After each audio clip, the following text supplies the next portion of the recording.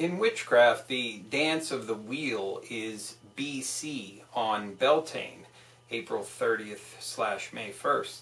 This major festival falls on one of the 4 cross-quarter days and marks the second opening half of the turning wheel or year's cycle. The old Celtic year was divided into 2 halves, starting on Samhain, November 1st, the beginning of winter, and Beltane, the start of summer. The old year's subdivisions then began on February 1st and August 1st, respectively. The interpretation of the May Eve Day festival in its archetypal form is Bel or Balor. The origins of the name can be traced back to Baal, which is Middle Eastern and means Lord. Some believe that Bel was the British counterpart of the old French Celtic horned god Cernunnos, who was sometimes aspected with triple facets like Hecate.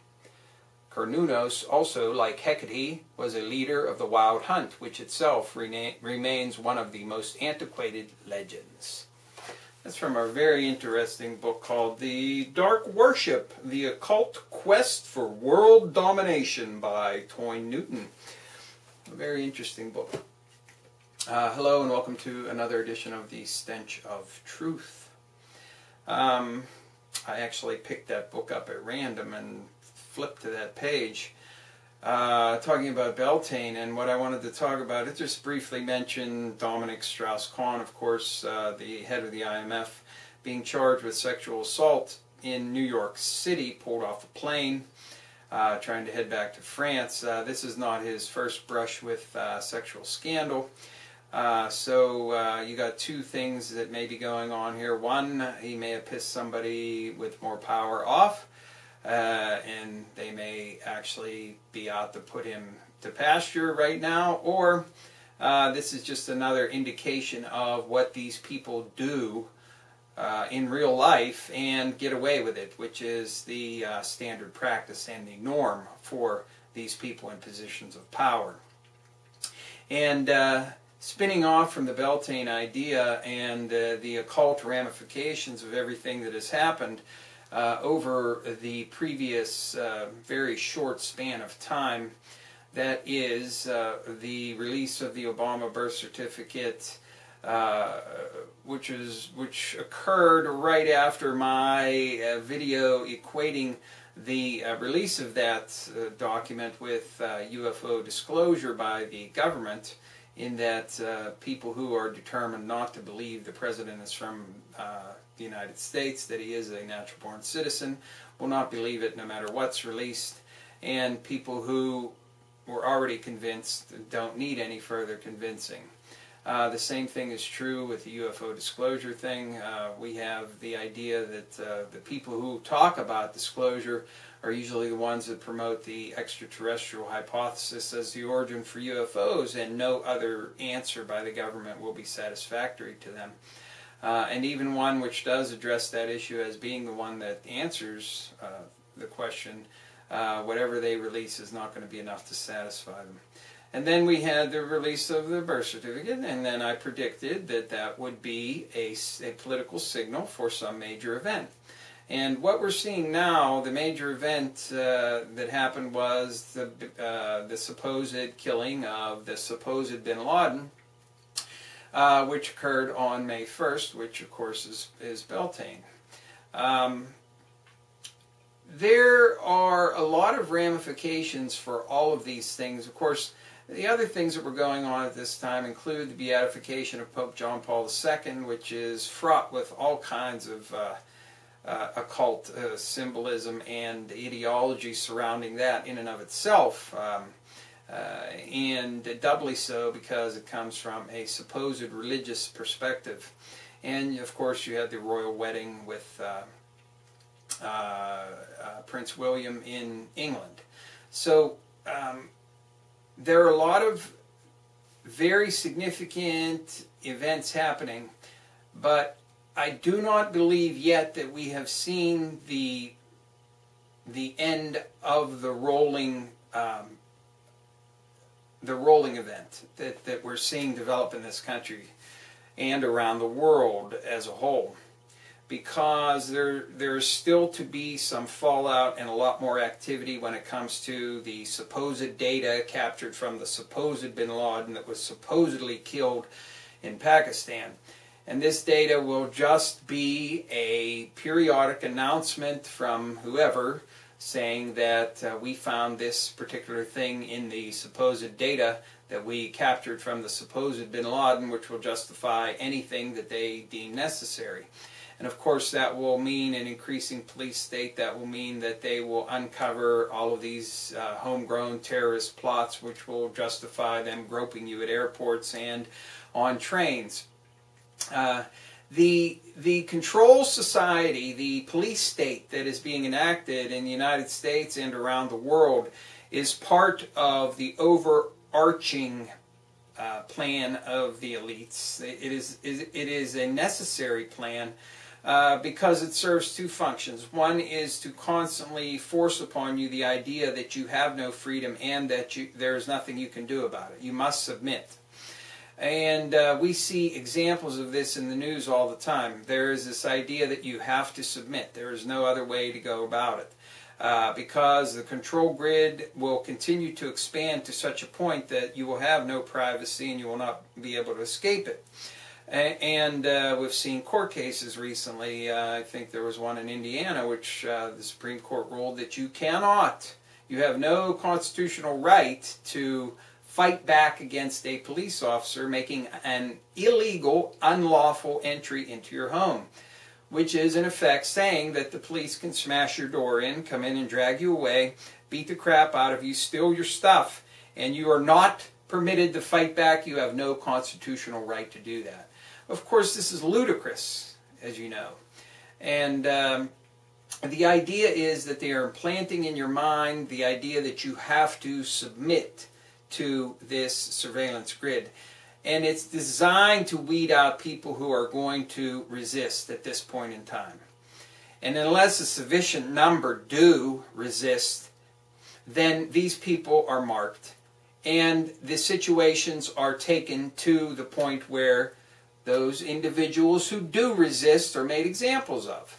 Unless a great enough amount of people actually come together to resist the tyranny, that would have to be handled differently. But I think they are in a position now where they believe that they have their plans at such a state and things are at such a level that they can move on to next phase operations, and that includes the obvious and complete occult rituals right out in public. When you have the sacrificial goat being killed on Beltane, you have the supposed king here in this place who is the leader of a independent state, as it were, a totally made up and fictitious one, just like in the Beltane rituals where they elect a queen and a king. Osama bin Laden is king of the mythical Beltane festival, who is sacrificed for the betterment of the community at large. You have these open displays of occultic ritual in society. Now, some people, one person in particular, criticized my notation of the sacrificial element and the dark side of Beltane.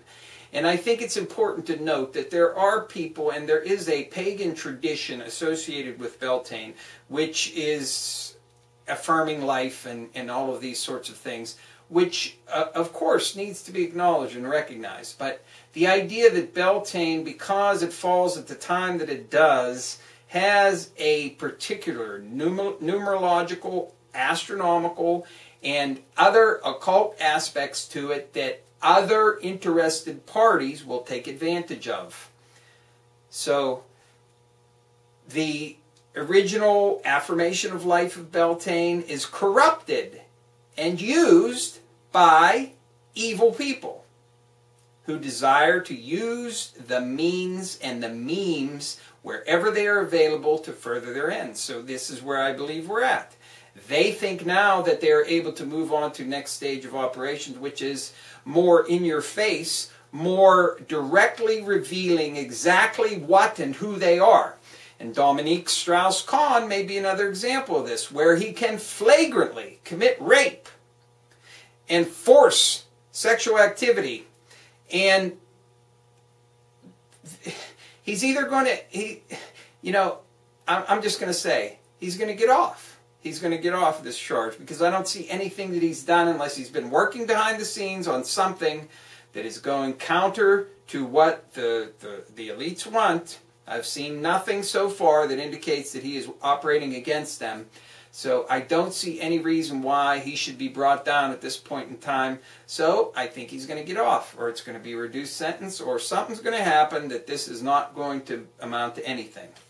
Because this is another example of them exerting their power.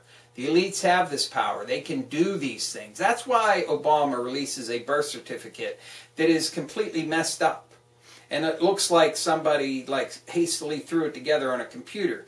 Do you think this was done as a mistake? Do you think they just said, oh, we got to hurry up and put this together? So they photoshopped some ridiculous document that has all kinds of flaws in it, that doesn't, that's completely ludicrous? No, of course not. It's done on purpose. Do you understand?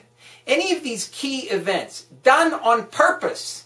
Done on purpose with a purpose. And it's designed to propel society into a new stage of the developing global dominance of these elites. And that's exactly where we're headed right now.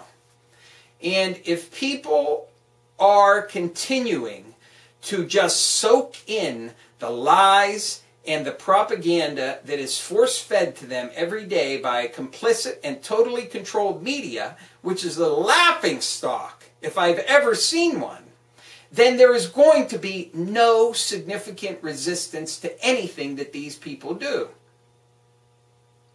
Now, it reminded me this past week of the movie Fight Club, and I'm sure a lot of you have seen this, where they had Project Mayhem. And Project Mayhem was an underground effort to destroy the entire credit industry in this country, to put everybody back at zero. Destroy all of your debts. And that is actually like a real answer to what's going on. Resetting the debt clock. And it may be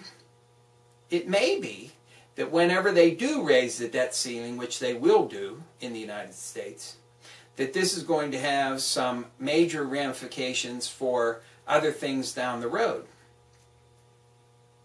It may mean a new currency. It may mean a global currency.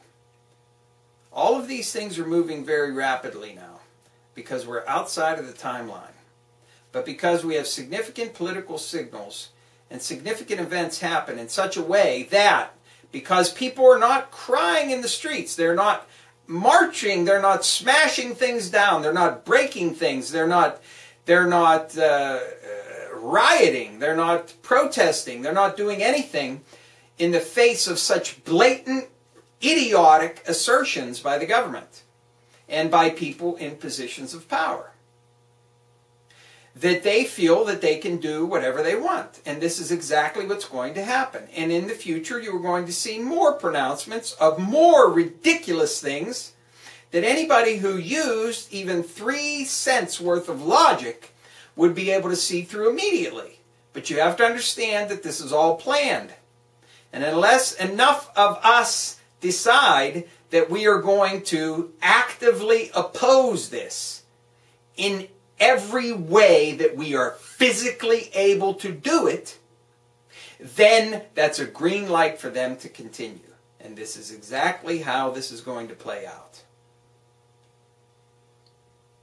Just some further thoughts on what to expect in the future. Thank you. Good day.